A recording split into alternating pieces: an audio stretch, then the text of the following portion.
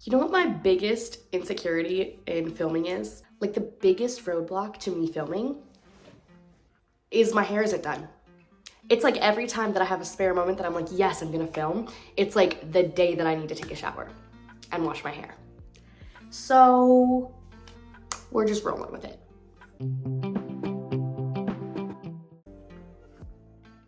So I wanted to bring you guys along for a spring week in my life as we are going into a new season and meditating on all of the things that spring reminds us of about faith and life and love. And so that's what we're going to be doing today, but come along with me. I'll run some errands, do some fun things. There's a thrift haul later. Yeah, just join me for my week of fun.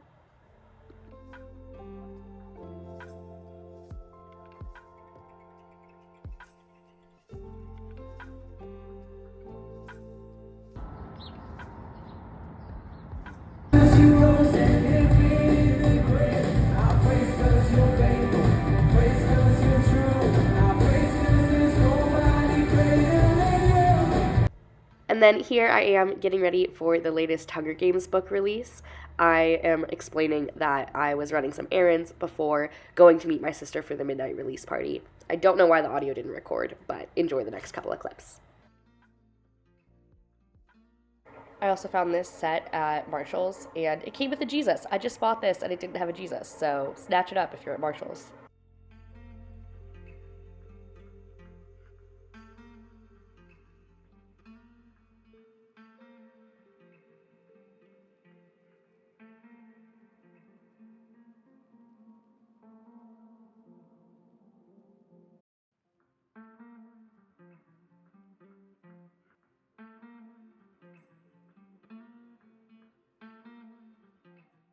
The launch party was so fun, and I spent every free moment I had for the next several days reading this book, and it gave me all of the 12-year-old Meg nostalgia in the best way.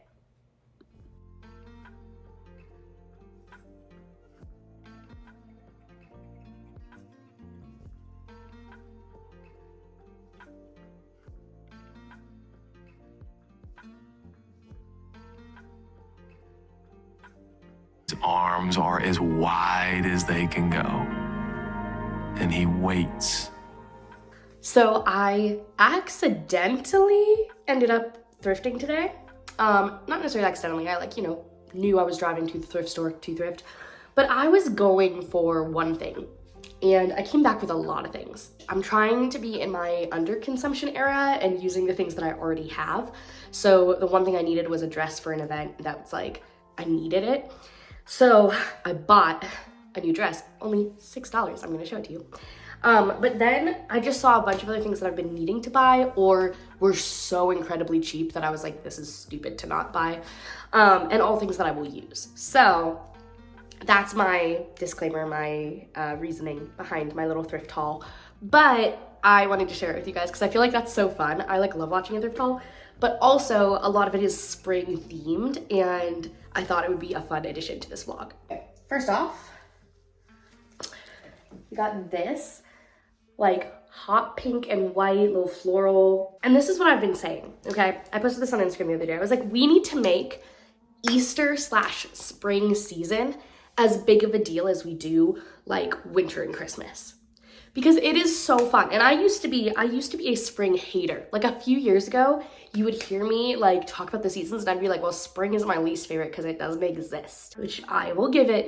It's a little hard sometimes in Pittsburgh. You get an extended winter, and by the time that the snow stops, it could be April, and then it's rainy for half the time, and then it's summer. But the last couple of years, I've been really appreciating the beauty of spring and like the transition between seasons and seeing how it goes from everything is barren and covered in snow and just dormant, and there's beauty in that season. Like I think I've found more beauty in winter, and so I've also found more beauty in spring. And so the things that I love about winter, the internal coziness and the ability to slow down and pace yourself and kind of take inventory of the things that are important and recuperate and let yourself recharge and rest, looking for simple, beautiful things and finding ways to bring warmth to a cold season. Like there's so many beautiful things that winter brings, but also the new life of spring. everything just comes back to life, and you see the grass starts to get its green back, and everything is coming back to life, and the flowers spring up, and there's something in the air, and just the fact that there's blue skies and sunshine after seasons of cold and clouds, it's so refreshing. You feel like you're brand new, like you're new to life. And so I think there's something innately kind of tied to resurrection within spring, which is also why I think it's really cool that we celebrate Easter in spring. And I think that Easter gets super underrepresented. I also think we don't do enough for Easter. Like, okay, all of the church people are like, heck yeah, Easter, like, that's my savior, like, this is the best holiday, because, like, reason-wise, obviously, we're celebrating Jesus and how he died on the cross for us and how he rose from again. And so that's, like, our whole thing as Christians, right? But Christmas really gets the better traditions. Like, it's a season. You know, we don't have Easter carols. Like, there's a slight difference here, right? One of my favorite traditions has been, for years, I served and a family there that I was close with and served with a lot, we would always show up and be a little bit extra for the kids. So we'd always wear like the bunny ears on Easter and the Santa hats on Christmas. But every Easter we would get a picture of the three of us with our bunny ears. And she passed a couple of years ago now. And me and her son still take that picture every year. And so it reminds me of her. And it's just like the sweetest tradition that's been going on for years. So it's like, it's not Easter if I don't have my picture.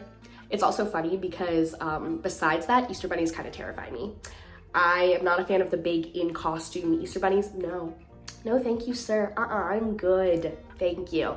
But there's so many things that I love about Easter, and I love the, like, flowers are in bloom, and there's just so many things, and it's like kind of a crossover of like the bright colors and spring and Easter, and I just love the combination. So I think we should make it a bigger deal. And so I've been saying that, all of this to say, I've been saying we should make spring a bigger deal. And I realized it today that when you set your intention, even if it's just sharing something, like once, you're programming in your mind to see it more often, and you're like setting that expectation. I posted that on my Instagram story. Like one day I was like, can we please make it a bigger deal? And I have had multiple people this season reference that and be like, yeah, Meg wants it to be a whole season, so like we better do that. Or I like wear a bright color and they'll be like, yes, you're in your spring era. And I like love that my community knows that about me. Like, that's so sweet. And so it's cool because it brings other people into it. And now hopefully when other people think about spring, they maybe are drawn back to a conversation that we've had and are like, yeah, I really want to spend some more time focusing on the resurrection themes of the springtime and Easter, like, and see all the ways that like new life and new hope is like springing up all around us and how we can celebrate that. But I also think when you set your intentions, you're setting yourself up, like, you've probably heard this before, of like, if you look for yellow cars, suddenly yellow cars are everywhere. It's like what you're looking out for, you find more of because you're on the lookout for it. And if you were looking for yellow cars and then I said, okay, how many blue cars did you see? You'd be like, I don't know. I was looking for yellow cars. And so I think that I have been noticing the beauty of the season and finding more things lately. I thought that was really cool. I realized that while I was thrifting because I found quite a few things that were Easter themed or like spring themed. And I was like, wow, that's because I set the intention and now my eyes are looking for that. So we'll continue with the haul. This is like the thing I'm most excited about. It's this gorgeous dress. It's got multiple layers of like ruffles. I just think it's so pretty. And I have multiple events. I might wear it for Easter, I'm not sure yet. I have a party I'm going to tomorrow, I'm gonna wear it. Maybe for like any spring weddings. It's kind of like that kind of vibe. I have an event tomorrow with some of my friends. This is the second year we've done it, an unbirthday party. And it's just a day to intentionally celebrate life. And so we show up in our best dresses, whatever we've got, and we have fun foods and we celebrate and we do things. And then we just have a party and celebrate the gift it is to be alive, the gift it is to have each other in our lives. And while I was out, I just got each of them a little something that reminded me of them. So if you're any of my friends that I'm gonna see tomorrow night, which I'll probably post this video today, I might post it tomorrow. Either way, you know, if you're one of my friends who's gonna be at the unbirthday, skip this part of the video. Don't get any spoilers, okay? Okay. So this, I got this little heart. Isn't that so cute? It's like a little box. And it just made me think of her. And I was like, she could put little jewelry in it or something. And then I got this fun, funky dish. It looks like something like very summery and very much like her vibe, like a cute little jewelry holder, which I feel like she already has several, but I think she could always use more, you know? And then I got a little tiny record, and it was the first one I picked up, and I have one like this that a friend got me, and it has like I think it's like a worship song on the bottom, and I really only noticed it like this week because it's the way she did it. I don't think I'm gonna be able to do that because I'm not that artsy, but she like used steam and like melted it and made it into like a bowl. And so I always thought it was like a really cute record bowl, but I never realized there was like a little worship song. It was a worship record that was that bowl. And so then this was the first thing I found for her. It says Glory up at the top, and then the song title, I guess, is Only If You Praise the Lord. And I just was like, that's so cute. I need to get that for her. I got her this cute little heart crock. She is always baking and making something, and she's like, that's like one of the ways that she like shows love for people is like hosting them and making them feel loved and welcomed and like creating things for them. And it says the bake shop on the back, which I thought was so cute. And I thought it was just like a little, she could make things in it, she could put things in it, like just a cute little reminder of like, thanks for sharing your heart with us. And then I got this cutesy little Winnie the Pooh frame. We both love Disney, and so anytime I see anything, I just think of her immediately. I'm wearing my Winnie the Pooh shirt today, so we're on brand. But I just thought this like was such a pretty frame. Yeah, when I saw it, I just thought of her. So other things I got. I bought the 40-day sugar fast, and I've been talking to God about this, about maybe doing a sugar fast. I did Whole30 in October, and that by nature is a sugar fast of anything but like the sugar that's in fruit, you know? And I felt really energetic and I really liked it. And I've been talking about wanting to do that more recently. And I was thinking like, oh, maybe like Lent leading up to Easter would be a good time for it. And I forget why, it just like the timing didn't work out. But then I found this and it was half off. So it was like $1. And it's from a Christian perspective. And it's more detailed about like how to get your body off of sugar and the benefits. So yeah, I thought it would be an interesting read, see if it's something that I want to try out at some point. Then I got the Book of Lost Names. This is historical fiction, which I'm not usually a historical fiction girly, but I read The Nightingale by Kristen Hanna, and it was exceptional. It was really, really good. And it was based World War II in Paris and focused on the women and the way that they had roles in the war as well. And it was just so good. And that's written by someone named Kristen Hanna. And so I saw this, and her name is Kristen Harmel. Harmel? I don't know. But I thought it was Kristen Hanna, so that's why I picked it up. And then I was like, oh, it's not the same author. But I was like, it looks good. What does the back say? And it's the same thing. It's a historical fiction and set in Paris, and even like some of the same plot things as The Nightingale. So I was like, oh my gosh, maybe I'll like it. And then I looked at the back, and the little blurb says, not since The Nightingale have I finished a book and been so choked with emotion, sweeping and magnificent. So I was like, this is coming home with me. I don't know when I'm gonna get to read it, but maybe like a spring or summer read. Next, this one, I feel a little weird about, okay? It's called She Prays for Him, and it's a year of prayers, and I think the intent is like for like a future husband. And if I can be so honest, I have never been the girl that's like, I'm already praying for my future husband. Like, I have been independent since I was little. Like, I remember being like 8 and watching the Hannah Montana movie and watching their little date and telling my mom, like, if a boy ever broke up with me, I would be like, okay, that's fine, but you're paying for dessert. Like, at 8 years old, who says that? So I've always been Miss Independent. I just never really, I felt like I thought it was like cliche. They're like, I'm praying for my future husband. And I think like I've seen people use it as like an idol. I heard something recently that was like, if you weren't praying for your future husband, would you have a prayer life? And I was like, that's why I rebelled against it so hard. That's why I was like, no, I'm good.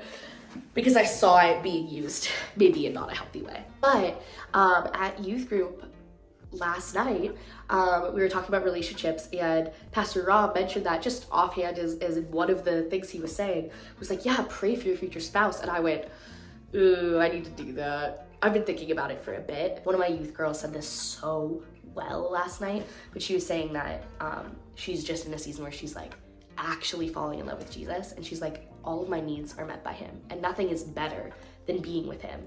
And so I'm gonna be content and purposeful in my singleness no matter how long it lasts, because I have purpose and I have love, and I want to walk with that same kind of mindset. At the same time, I also do believe that God has given me that desire, and I feel like he's given me some specifics around that, what to look for. And so I think that there is going to be a future person. And so this is my challenge to myself, to start actually praying for him. I literally put this back on the shelf, and then conviction hit me and I pulled it back off the shelf again and was like, I'm gonna buy it. So there's that. Then this one is just random and cute. So my favorite animal is a fox, and I've been loving orange lately, and he was brand new. So I was like, I need him. I need him. And last thing, look at that. It's like